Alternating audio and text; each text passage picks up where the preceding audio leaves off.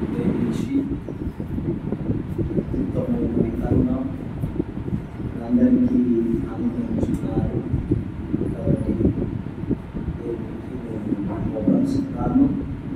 స్థితిలో దైవజనులు ఋషి గారి దేవుని నామంలో ప్రేమించి స్వల్పకాల మందులో పరిచయమైనప్పటికీ దేవుని పరిచర్యలో ఆరాధనలో మీతో పాటు వాళ్ళందరికీ అవకాశం ఇస్తున్నారు. కాబట్టి దైవజనులు ఋషి గారికి కూడా నా హృదయపూర్వక వందనాలు. అదే రీతిలో పరిశుద్ధ జనంగా పరిశుద్ధ దేవుడు సన్నిధిలో కూర్చి దేవుని ఆరాధన చేయడానికి వచ్చిన మీ అందరికీ కూడా నా హృదయపూర్వక వందనాలు. దేవుడు అందరికీ గొప్పగా దీవించుగాక. నాకు ఎప్పుడైనా స్టేజ్ మీద నిలబడినప్పుడు ఒక్క విషయం గురించి చాలా సంతోషం కలుగుతుంది. అట్ ద సేమ్ టైం చాలా భయం కలిగిస్తుంది. సంతోషం ఎందుకు కలుగుతుంది అంటే, నేను ఏర్పాటు చేయబడిన వంశం మధ్యలో ఒక పరిశుద్ధ జంగం మధ్యలో వాళ్ళిద్దరు నిలబడుతుంది. చాలా సంతోషం. కానీ అలాంటి పరిశుద్ధుల మధ్యలో నిలబడటం కూడా నోటి చెప్పడం కాదు. మనము ఏర్పాటు చేయబడిన ఒక స్పెషల్ జనరేషన్. మొదటి పేతురు 2:9 దేవుడు మమ్మల్ని ఏం చేసినారు? చీకటి నుంచి ఆశ్చర్యకరమైన వెలుగు. మరి ఏ వెలుగు ఇది? ఆశ్చర్యకరమైన వెలుగు. ఆశ్చర్యకరమైన వెలుగు ఏంటి అంటే రక్షణ వెలుగు. అయితే దేనికి అలా పిలిచారంటే, ఆయన గుణాతిశయములు ప్రచురము చేసిన నిమిత్తము ఆయన ఏం చేశారు? మమ్మల్ని చెప్పండి. ఏర్పరచబడిన వంశము, రాజులైన యాజక సమూహము, పరిశుద్ధ జనమును, దేవుని సొత్తైన ప్రజలై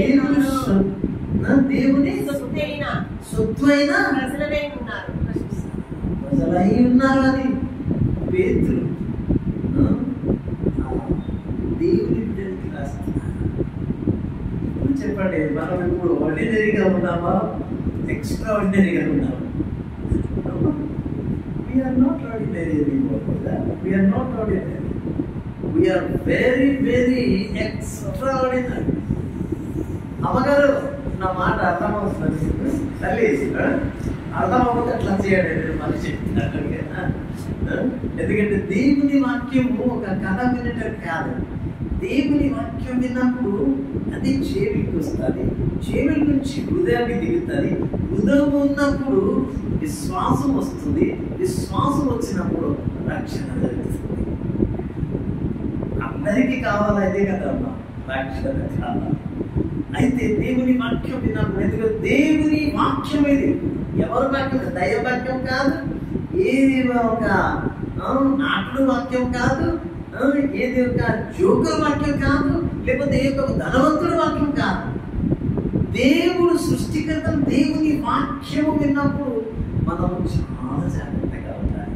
ఓకే, అయితే ఇప్పుడు చూస్తాం కదా, దేవుడు ఆయన గుణాతిశయములు ప్రచురము చేసిన నిమిత్తము ఆయన మమ్మల్ని పిలిచినారు, ఇల్లు కోసం చేసినారు.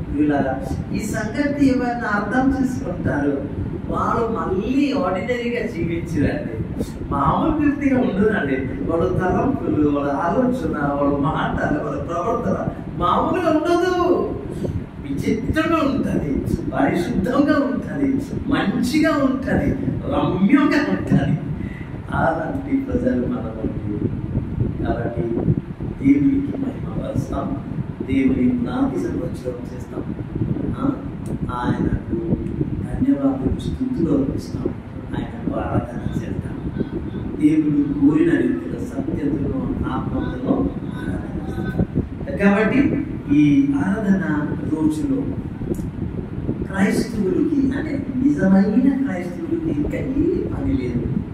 ఆరాధన చేసింది ఒకే ఒక వింతైన పని ప్రతి ఆరాధన రోజు ఉంటుంది. అయిపోయిన తర్వాత ఏదైనా మనం చేయవచ్చు, ఏదైనా అయినాక ఇంపార్టెంట్ పని చేయవచ్చు, ఇష్టం చేయవచ్చు కాదు.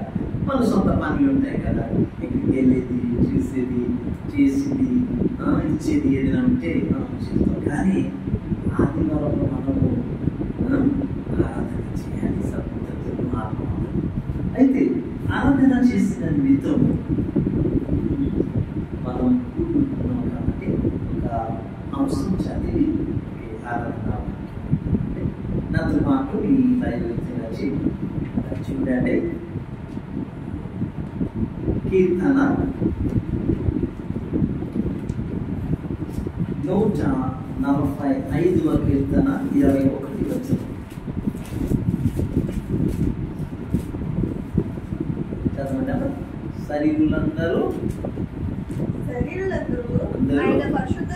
ఆయన పరిశుద్ధ నామమును నిత్యము సన్నుతించుదురు నిత్యము. So it's a great privilege for every child of God. ప్రతి ఒక్క దేవుని బిడ్డలకి ఒక వింతైన అవకాశం ఏంటంటే నిత్యము సన్నుతించుదురుగాక.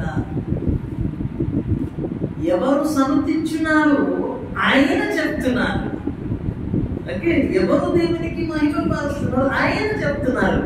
అందరు చేయాలని, అందరు అందరు అన్నప్పుడు చూడండి, సరులందరూ. ఓకే, ఇప్పుడు చిన్న ప్రార్థన చేద్దాం, తర్వాత కరుణమయుడా పరిశుద్ధ దేవా మీకు వందనాలు స్తోత్రం. మీరు మాట్లాడినా మాతో మాట్లాడారు. మీ మాట వినడానికి సిద్ధపడి వచ్చున్నాం రాజా. మీ మాట విని హృదయంలో వచ్చి ఇంకా విశ్వాసములో ముందుకు రక్షణ జీవితంలో ముందుకు సాగి మీకు మహిమ పరచులకు నా సహాయం చేయమని, కృపా చూపించమని ప్రభు యేసు నామములో ప్రార్థించి స్తుతించి అడుగుతున్నాము తండ్రి.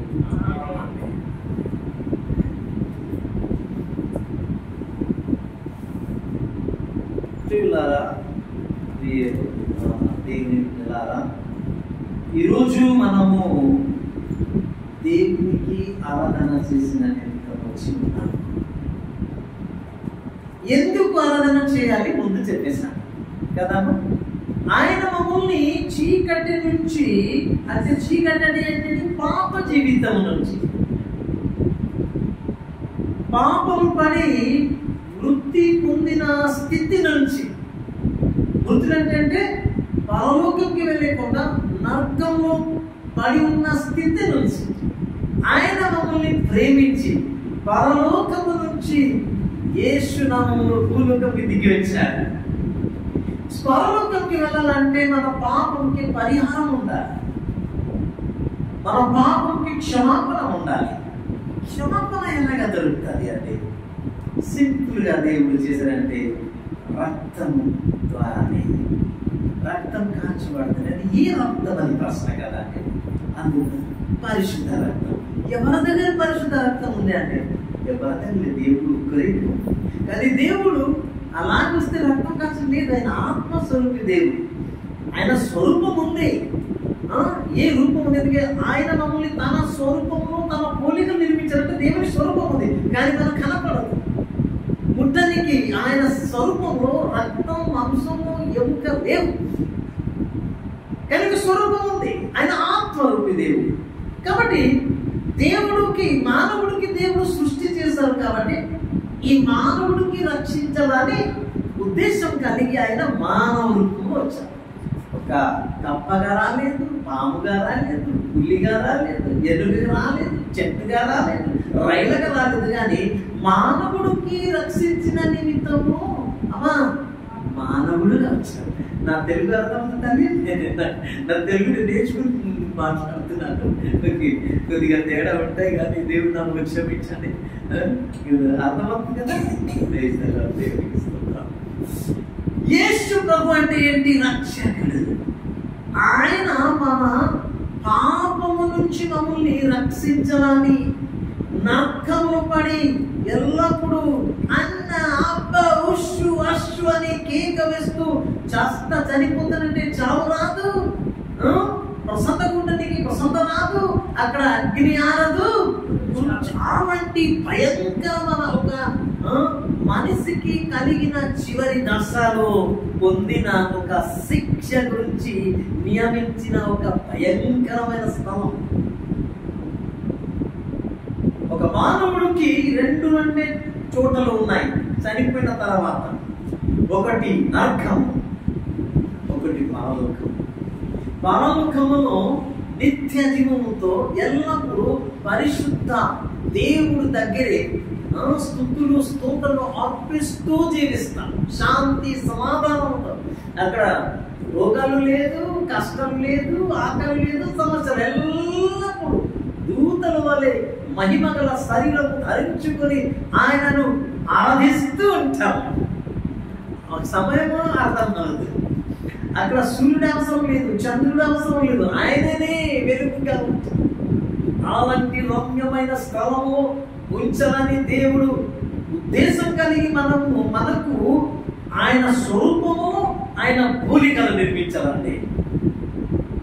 మీరు గమనించిన ఎప్పుడైనా ఈ లోకములో మానవుడు తప్ప ఇంకా ఎవరికి గుడిలో అవసరం లేదు, చర్చి అవసరం లేదు, దేవుడు అవసరం లేదు. మానవుడికి మాత్రం ఎందుకు?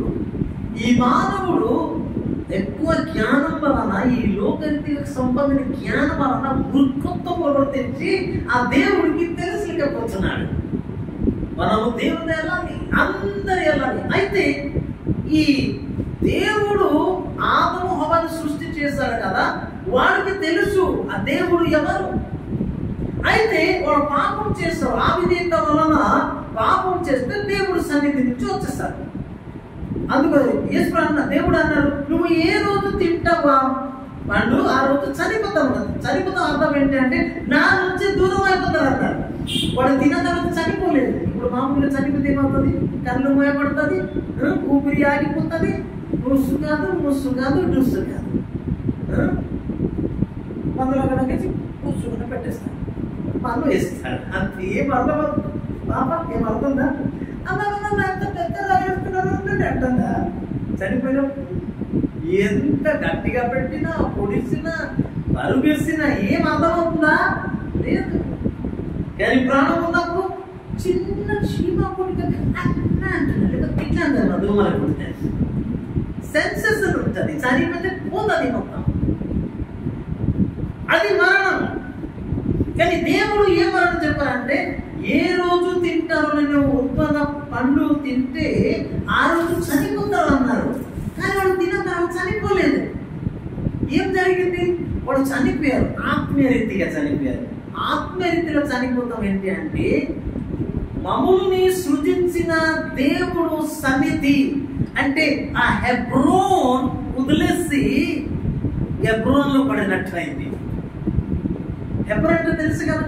హెబ్రోన్ అంటే దేవునితో సహవాసం కలిగి ఉన్నారు. ప్రతిరోజు సాయంత్రం పూట దేవుడు చల్లారి సమయంలో ఆదము హవ్వ దగ్గరికి వచ్చి, అంటే ఆయన సృజించిన మానవుడి దగ్గరికి వచ్చి సహవాసం పొందేవాడు. దానికి నిజంగా హెబ్రోన్ అంటారు ఎవ్రీ భాష. అది ఇది అయిపోతుంది నా మాట వినకపోతే అన్న. అందుకోసము పాపం అంటే ఏంటి? అతి ఆజ్ఞ అతిక్రమమే పాపం. నేను ఏది ఆజ్ఞ ఇచ్చాను అది దాటి వెళ్తే మీరు నా నుంచి వెళ్ళిపోతాను. శ్రావణం అదే జరిగిందండి. వాడికి తెలుసు దేవుని సన్నిధిలో ఉన్నప్పుడు ఆనందము శాంతి ఎంత ఉంటే దేవుడిని చూస్తున్నారు, కనులతో చూస్తున్నారు, వాడు చూస్తున్నారు, దేవుడు చూస్తున్నారు. మీకు తెలిసిన సంగతి, ఆదము హవ్వ యాక్చువల్లీ దేవుని కొరకు ఒక అర్థంగా నిలబడ్డారు. దేవునికి స్తోత్రం. వాడు తిన్నారు, మీరాలండి. ఎందుకంటే దేవుడు తన పోలికలో సదృశ్యం నిర్మించారు కదా, నిర్మించే ఇప్పుడు నేను నా ముఖం చూడాలంటే ఇట్లా చూస్తే కనపడుతుంది. నా ముక్కు కొద్ది కనపడుతుంది ఏమో, ఇట్లా చూస్తే ముక్కు కొద్ది కనపడతాయేమో, మీ సరిగ్గా కనపడదు, కానీ ముఖం కనపడుతుంది కదా. నాకేం కావాలి? నేను ముఖం చూడాలంటే అద్దం కావాలా, మిర్రర్ కావాలి. ఎప్పుడు గమనించారా? నా స్వరూపం నేను చూడాలని నాకు అర్థం కావాలి. ఇప్పుడు ఫుల్ సర్చ్ ఉంటుంది. షోరూమ్కి వెళ్తే బట్టల కొనడానికి ఫుల్ మిర్రర్ ఉంటుంది. వేసుకున్న తర్వాత చూసి ఇట్లా చూసి ఎలాగుంటే మంచి కనపడుతుందా, కలర్ మంచి ఉందా, సైజ్ ఉందా, రైట్ అయితే లూజ్ అయితే మొత్తం చేసిన తర్వాత నా బాబు అర్థం చూసిన తర్వాత అయితే నా స్వరూపం కనపడుతుంది. దేవుడిని కావాలా కదా, ఆయన స్వరూపం కావాలి కదా, ఆయన ఒక మిర్రర్ కావాలి కదా. ఆ మిర్రర్ ఎవరంటే నువ్వు, నేను. దేవునికి ఇస్తున్నాను. నీకు నాకు చూసి అర్థముకు చూసినప్పుడు దేవుడికి ఏం కనపడుతుంది? తన స్వరూపం. My image is like this. My likeness is like this. So wonderful and he used to be so pleased and happy. చాలా సంతోషపడేవాడు, చాలా ఆనందం వచ్చేవాడు. కానీ ఎప్పుడు ఆయన ఆజ్ఞ అతిక్రమం అయిపోయింది, ఆ అర్థం అయిపోయింది, పగిలిపోయింది. అర్థం పగిలిపోతే ఉంచుతామండి. నాకైతే కొద్దిగా లోపం ఉంటుంది కదా, ఎంత డబ్బు ఇచ్చాను, 10 రూపాయలు పెట్టాను, పగిలింది, ఇంకా 10 రోజులు వాడుకుంటాను, నేను లాస్ట్ దగ్గర పెట్టి వాళ్ళు 10 రోజులు వాడుకుంటాను. కానీ మా మమ్మీ అనేది, నాన్న పగిలిపోయిన అర్థం చూడకుండా ఆశుభం అవుతుంది అని. క్రిస్టియన్ మంచి విశ్వాస కానీ పాతవాడు కదా, ఆశుభం నాన్న, పగిలిపోయిన అర్థం చూస్తే ఆశుభం అయింది. అది దేవుడికి అది కలిగింది, ఆ పవిత్రం అయిపోయింది. ఎలా కానీ పగిలిపోతే ఏం చేస్తాం తల్లి? అర్థం పగిలిపోతే పడేస్తాం,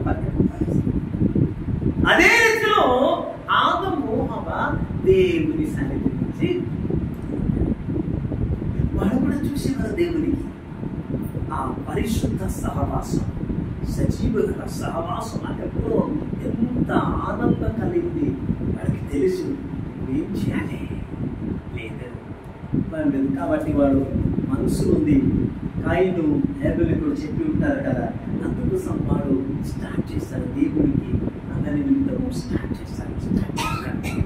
అట్లానే వస్తూ ఇప్పుడు అందరికీ దేవుడు కావాలని వాడు జ్ఞానం ప్రయోగం చేసి ఏదేదే దేవుడు తయారు చేసి ఈ రోజు వరకు మన భారతదేశంలో 33 కోట్లు దేవత ఉంచాడు.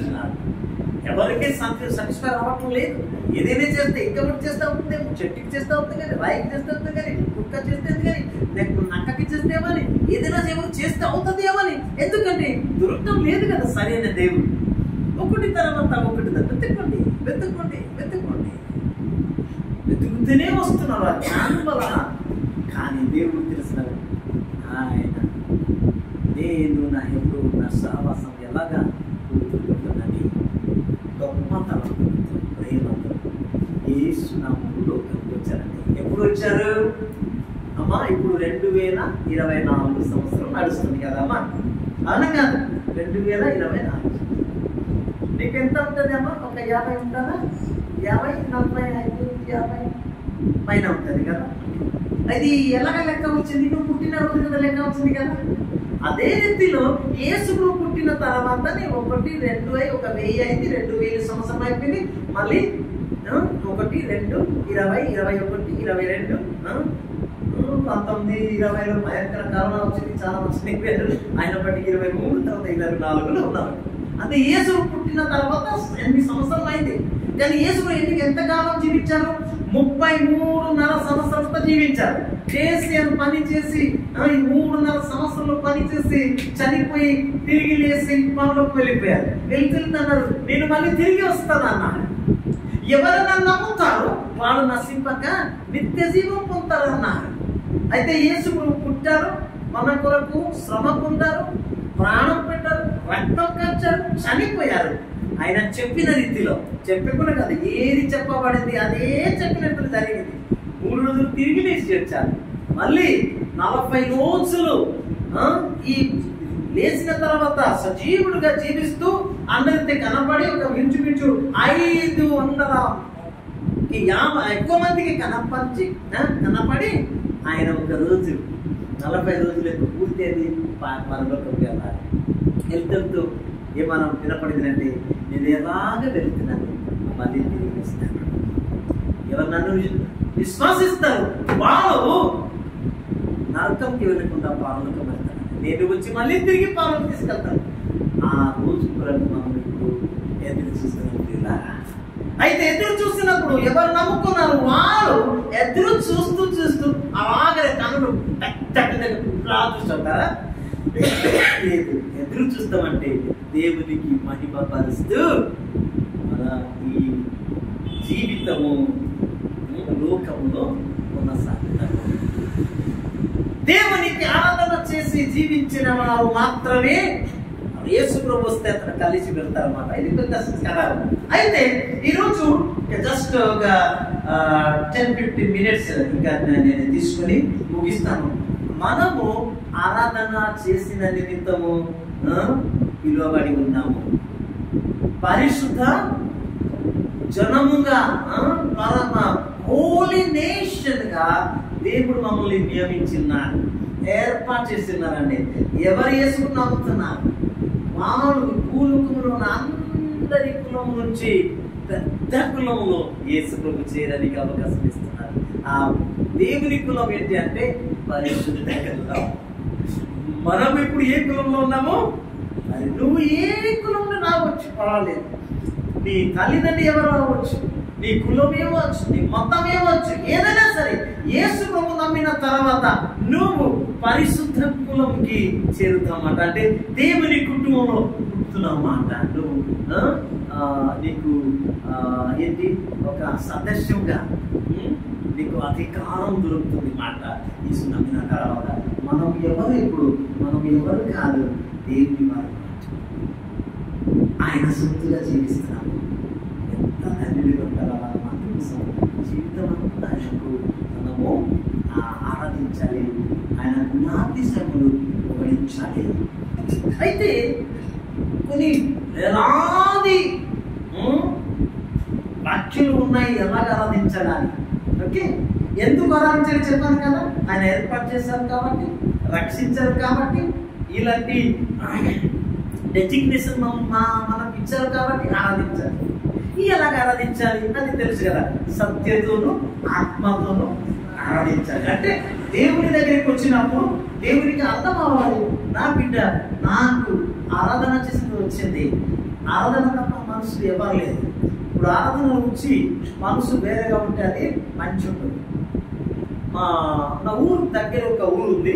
ఆ ఊరిలో ఒక చిన్న వ్యాపారం చేసేవాడు ఉండేది. ఆయన రోజు లేచిన తర్వాత బ్రష్ చేసి స్నానం చేసి టిఫిన్ ముందు ఆయన బైబిల్ చదువుకుంటారు, కొద్దిగా ప్రార్థన చేస్తారు, తర్వాత అన్ని చేస్తారు. అది అలవాటు. అయితే ఒక శనివారం నాడు అట్లానే తొందరగా లేచి స్నానం చేసి తెల్ల వస్త్రం ధరించుకొని అంటే శుభ్రంగా చేసుకుని అది శనివారం అక్కడ ఏమంటారు మార్కెట్ అంగడికి వెళ్ళాలి కదా, అంగడి అంటారు కదా, అంగడికి వెళ్ళాలి కదా చేసి ఓకే చిన్న వ్యాపారం ఉంది ఆయన. అయితే ఆయన అట్లా బైబిల్ చదువుకుంటారు. ఒక లైన్ చదువుకొని యెహోవా నా కాపాడి ఇదిగో మార్కెట్కి వెళ్ళాలా, అది పెట్టను మూలలో, ఆ మూట కొద్దిగా బయట పెట్టి ఉంచి చెప్పాను పెట్టమా మళ్ళీ అట్లా నేను చదువుకుంటాను లైన్ చదివి నేను చెప్పింది అయితా లేదా, నేను తొందరగా చదివి నేను మార్కెట్కి వెళ్ళాలి అది మళ్ళీ చదువుకుంటూ లైన్ చేసి ఇంకా చూడు ఆ పక్క ఇంకా ఒకటి పెట్టాను చూడు అది తొందరగా చూసి బయటికి తీసుకురా. ఇది చదువుకుంటుంది అది. అది అర్థమైంది. దాంట్లో మీకు ఏం అర్థమైందంటే మనసు పూర్తిగా చేయటం లేదు. నా మాట అర్థమవుతా. ఇది చిన్న జోక్ కావచ్చు, నిజంగా జరిగిన సంఘటన. చాలాసార్లు మనము దేవుని సన్నిధిలో ఉంటున్నావు కానీ మా మనసు body is present, mind absent. ఎక్కడ నుంచి బొంబాయి, ఢిల్లీ, మద్రాసు, అమెరికా కూడా వెళ్ళి రావచ్చు. మనం ఇంకా చర్చిలో ఉన్నాము, మైండ్ ఎందుకు అది కదా. అది కాదు, అలాంటి ఆరాధన చూపిస్తాం లేదు, నిజంగా చేయాలంటే అది నా మాట కాదు. అయితే దేవునికి ఆరాధన చేసిన నిమిత్తము చాలా విషయాలు ఉన్నాయి. ఈరోజు కొన్ని విషయం ఒక 2-3 విషయాలు చూస్తాము ఎందుకు మనము ఆరాధన చేయాలి. అయితే ఇప్పుడు చదవండి మళ్ళీ అదే కీర్తన 145, 19, 20 వచనం చదవండి. తన యందు భయభక్తులు గలవారి కోరిక ఆయన నెరవేర్చును. వారి మొర ఆలకించి వారిని రక్షించును. యెహోవా తన్ను ప్రేమించిన వారందరినీ కాపాడును.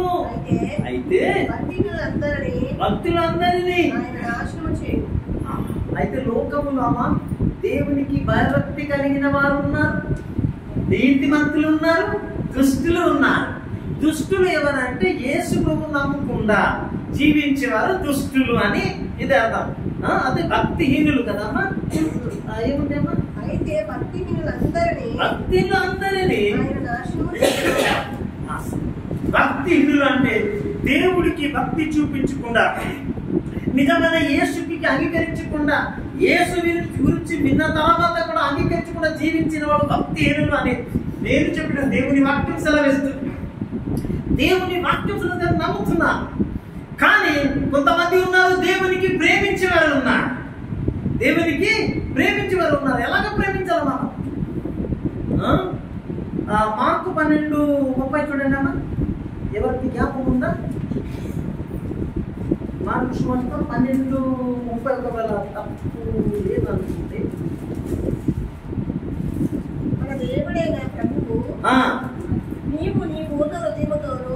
అమ్మ చూడండి, మంచిగా అందరు గమనించండి. ఒకవేళ అండర్లైన్ చేసి ఉంటే ఇంకా మనసు పెట్టండి. అండర్లైన్ లేదు అనుకోండి, అండర్లైన్ చెప్పి ఇప్పుడు కానీ పెన్ లేకపోతే తర్వాత చేయండి. బాగా గమనించండి.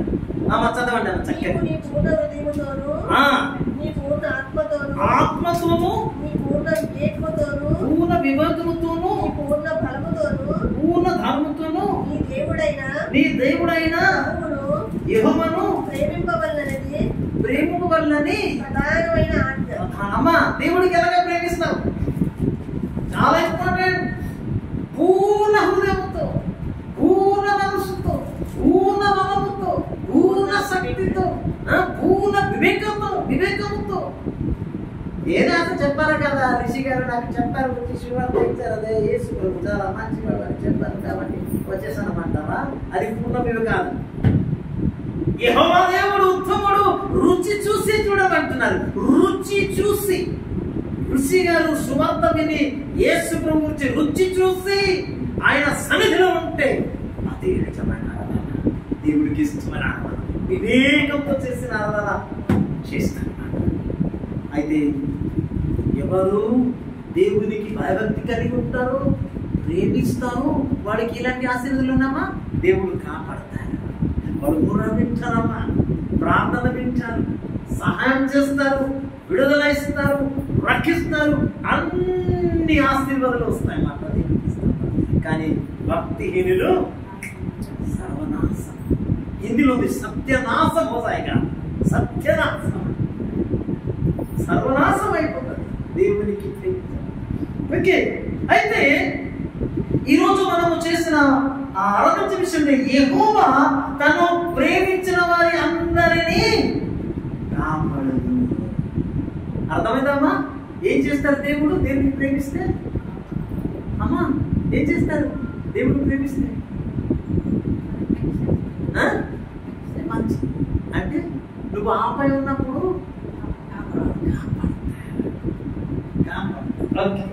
అయితే మన దేవుడు ఇలాంటి దేవుడు కాపాడదు. దేవుడు సర్వ మానవులకు ఉపకారము చేయడానికి ఇక్కడ కీర్తనకారుడు అయిన దావీదు తన కీర్తన ద్వారా తెలియపరుస్తున్నారు. అయితే ఒక ప్రశ్న వస్తుంది, దేవుడు వేచి నుండి మనలను కాపాడు అనగా నంబర్ 1 చదవండి. కీర్తన 34, 19 మరియు 20 చదవండి. ఈ వేచి నుంచి ఆయన కాపాడతాడు. నీతిమంతులకు కలుగు ఆపదలు అనేకములు, వాటన్నిటి నుండి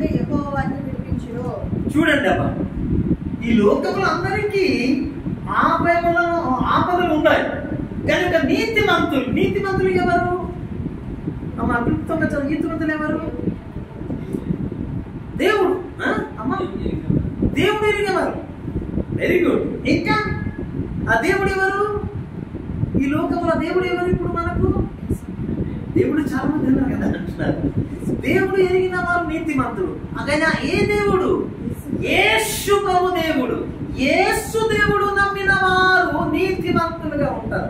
ఎవరైనా యేసు నామములో విశ్వాసిస్తారో వాడు ఉన్న విశ్వాసం వలన వాడు నీతిమంతులుగా జీవించబడతారు. అమ్మా నువ్వు పుణ్యము చేసి పురస్కారం చేసి మంచి చేసేసి నీతి మనం లేదు, డబ్బు లేదు, ధనం లేదు, అత్తి లేదు, ఎంతగా చిన్నాం.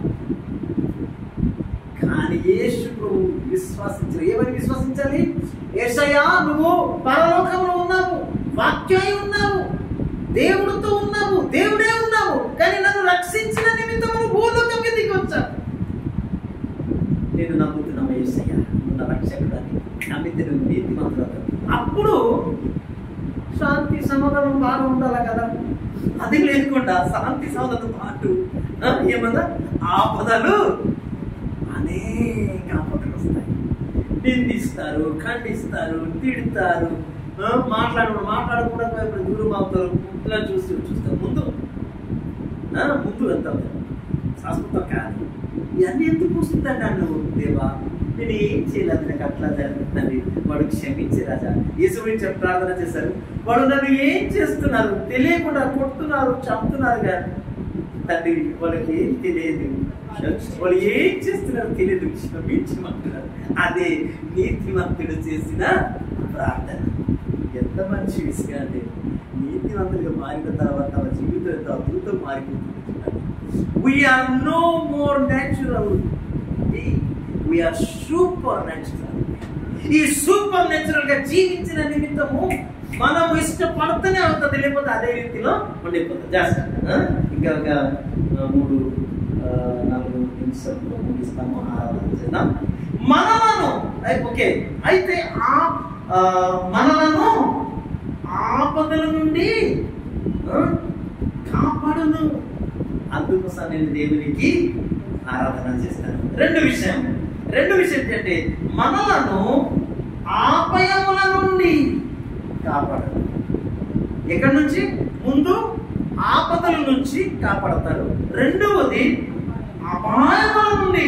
కీర్తన 121:7 చదవండి. దయచేసి తొందరగా మనకు తెలుసు కాబట్టి తొందరగా నేను జస్ట్ మీకు ఏ అపాయము రాకుండా నిన్ను కాపాడును. యెహోవా నీకు నీకు అంటే నీకుందమ్మా, అమ్మా నీకుందా, మీకుందా? నిన్ను అంటే సింగులర్ కదా, ఒకరి కదా నిన్ను అంటే తెలుగులో జరిగిన ప్లూరల్ సింగులర్ అంటే వ్యక్తిగతంగా చెప్తున్నారు. నువ్వు యేసు ప్రభువును నమ్మినప్పుడు నీతిమంతుడుగా మారిపోయావు. నీకు అనేక అపాయములు ఉంటాయి, కానీ ఏ అపాయము నా గుడారం పాట ఉంది కదా, జ్ఞాపకం మంచిగా పాడతారు. యూట్యూబ్లో కూడా మంచి పాట ఏ అపాయము రాకుండా కాపాడుతారండి. మంత్రి గారి దగ్గరికి, ఈయన దగ్గరికి వెళ్తారు కదా, మా దగ్గరికి మంత్రి కట్టి వేస్తారు. తాడు పైన ఇక్కడ కట్టుకొని ఇక్కడ కట్టిస్తారు. చిన్నదికి ఏ ఆపేమో రాకుండా ఆయన నీకు కావాలి. ఎందుకంటే నువ్వు యేసు ప్రభువును నమ్మిన తర్వాత నీతి మంత్రులుగా మారిపోయి ఉన్నట్టు నీకు ఆయన కాపాడతారు. చివరిగా ఎంతో విషయాలు జ్ఞాపకం చేస్తుంది. ఫస్ట్ ఏం చేస్తారమ్మా? యేసు ప్రభువుకి భయభక్తి కలిగి ప్రేమించినప్పుడు ఆయన ఏం చేస్తారు? ఆపదల నుండి కాపాడతారు. తర్వాత రెండవది అపాయముల నుండి కాపాడతారు. మూడవది ఏది చేసి ఆరాధన మనలను అపవాది నుండి కూడా చేస్తారు. అపవాది పేతురు, మొదటి పేతురు 5:8 కదమ్మా. 5:8లో మాట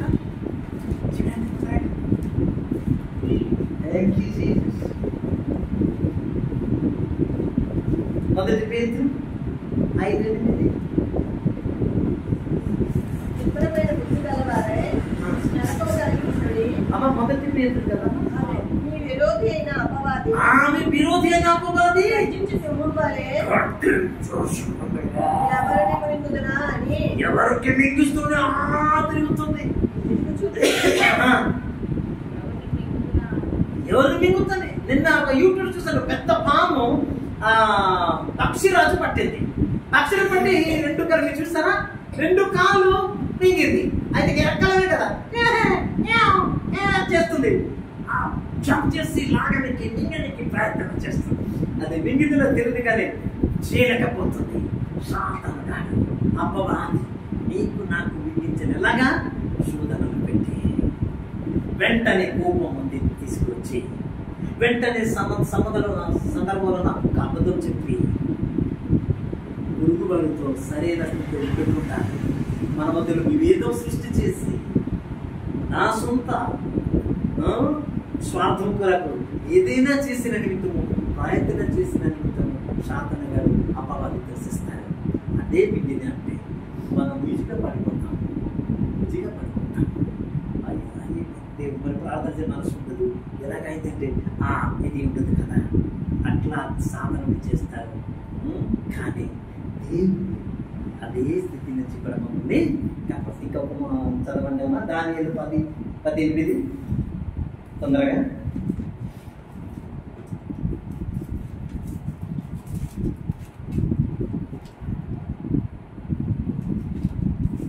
ఎవరు దొరికితే చదవండి, పర్వాలేదు, టైం అయింది కాబట్టి. 10:18